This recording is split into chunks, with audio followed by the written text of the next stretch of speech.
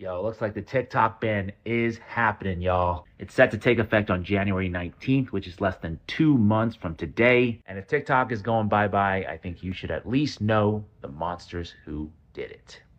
We need to talk about TikTok. TikTok, if Yes. you will, it is the 24/7 news channel of so many of our young people, and it's like Al Jazeera on steroids.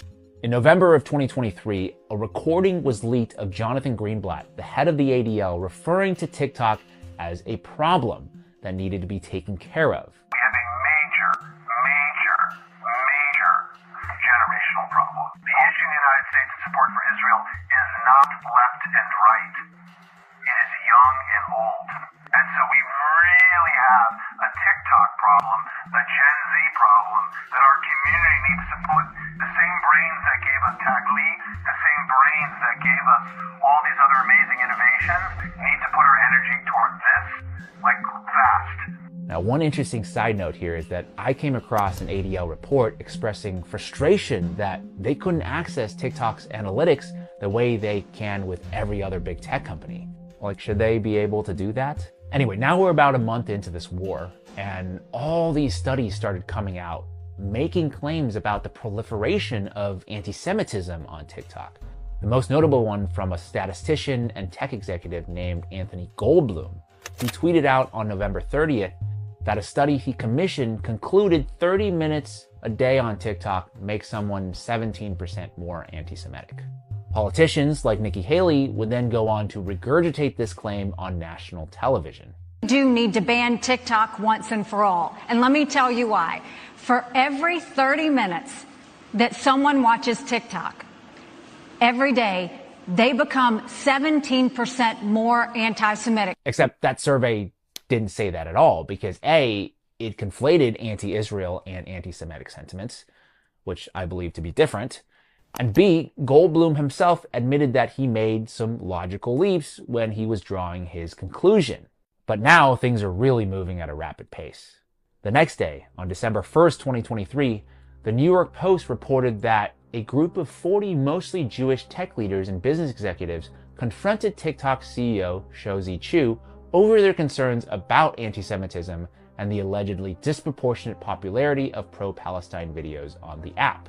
One of those executives, Anthony Goldblum, the same Anthony Goldblum who we were just talking about.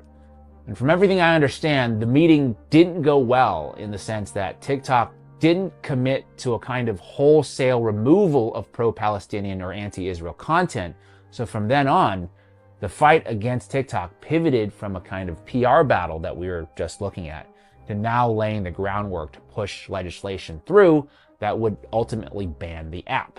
In March of 2024, a bill was introduced in Congress, H.R. 7521, called the Protecting Americans from Foreign Adversary Controlled Applications Act, sponsored by Representative Mike Gallagher. Foreign adversary control of what is becoming the dominant news platform for Americans under 30. This is a common sense measure to protect our national security. I urge my colleagues to support this critical bipartisan legislation. The argument is one we've heard before. TikTok, owned by the Chinese company ByteDance, could pose a threat to US national security by harvesting user data, and its algorithm could also be weaponized to, quote, brainwash Americans. Now, these concerns I do think are valid in a sense, but I think it's worth noting that companies like Facebook and Google engage in similar data collection practices, and then they would go on to sell this data to China. So China is getting the data anyway.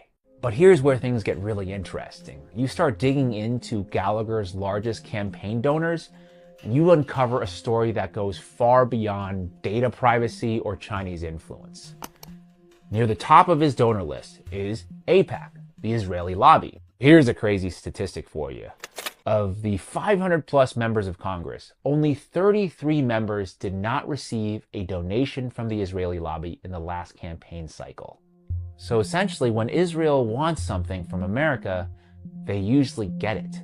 Now, another contributor I want to draw your attention to, Palantir Technologies, which is a defense contractor co-founded by billionaire Peter Thiel. Palantir just happens to work very closely with the Israeli military, providing advanced surveillance and targeting software used extensively in their war on Gaza. And one of their consultants, a man named Jacob Hellberg, was responsible for writing the bill. Yeah, it's incredible. A defense contractor who profits off Israel's war were also the ones behind drafting a bill that would, in effect, stifle criticism of said war, which is a clear conflict of interest, no? At around the same time, the Jewish Federations of North America penned a letter to Congress urging lawmakers to ban TikTok due to anti-Semitism. Not one mention in their letter about China or data privacy. TikTok runs all sorts of videos that portray the Israelis acting towards the Palestinians in barbaric ways. And when young people see these videos on TikTok, they obviously become remarkably sympathetic to the Palestinians, and they think badly, to put it mildly, of the Israelis. So the lobby would like to shut down TikTok. On March 23, 2024, HR 7521 passed with largely bipartisan support. Looking back, I was fully expecting the bill to pass the House very, very quickly and easily, because there are a lot of bills that pass the House and don't make it through the Senate. The Senate is meant to slow things down. But 1 month later, on April 24th, the act passed in the Senate, again, with overwhelming bipartisan support, and was signed into law by Joe Biden on the following day.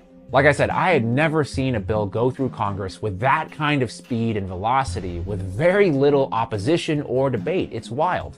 And maybe even wilder, by that summer, Mike Gallagher, the representative who had sponsored the bill, was now working for Palantir as their head of defense. He didn't even finish out his term. He just resigned from Congress and took a job there. I know, all of this sounds like a crazy conspiracy theory. In fact, the ADL did call this a conspiracy theory. The Atlantic also called this a conspiracy theory. They even name-checked me in their article. Quote, "The entire world knows exactly why the US is trying to ban TikTok," James Lee declared on March 16th. Not bad for your boy here, huh? And honestly, this would remain a conspiracy theory. I don't know if I would have made this video if they hadn't come out and confirmed their true motivations. Typically, the Israelis are good at PR. What's happened here? Some wonder why there was such overwhelming support for us to shut down potentially TikTok or other entities of that nature.